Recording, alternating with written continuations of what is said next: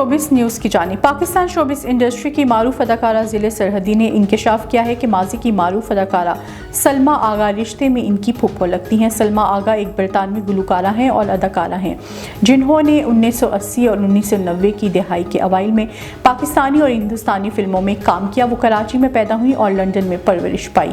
ज़िले सरहदी ने हाल ही में एक निजी टीवी प्रोग्राम में शिरकत की, जहां मेज़बान की जानिब से अदाकारा से सवाल किया गया कि आप अपने ख़ानदान की मर्ज़ी के बगैर शोबिस इंडस्ट्री में आई हैं, जिस पर अदाकारा ने जवाब दिया कि मैं अपने ख़ानदान की रजामंदी के बगैर कैसे आ सकती हूँ। मेरा ख़ानदान के बहुत से लोग हैं जो शोबिस इंडस्ट्री में पहले से ही थे, यहाँ तक कि सलमा आगा मेरी फूफो हैं।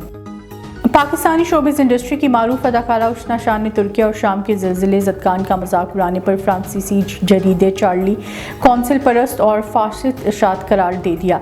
समाजी राब्ते की वेबसाइट ट्विटर पर अपने एक बयान में उशना शाह ने लिखा कि चार्ली एक बदनाम नस्ल परस्त और फाशिस्ट इशात है। ऐसी तबाही का मजाक उड़ाने के लिए बीमार ज़हनियत की निचली तरीन सतह की ज़रूरत होती है।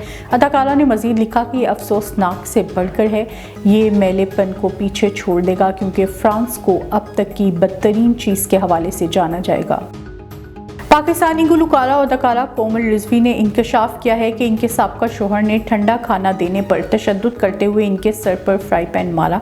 कोमल रिजवी हाल ही में यूट्यूबर नादिर अली के पॉडकास्ट में शरीक हुई, जिसमें उन्होंने अपनी नाकाम अज़दवाजी ज़िंदगी और शोहर की जानिब से तशद्दुद से मुतल्लिक गुफ्तगू की।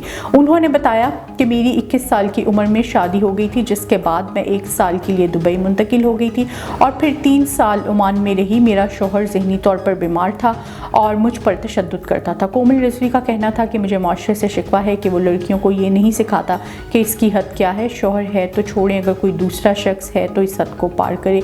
इसकी इज्जत नफ्स और खुद एतमादी चली जाएगी या इसकी खुशियाँ बर्बाद हो जाएंगी।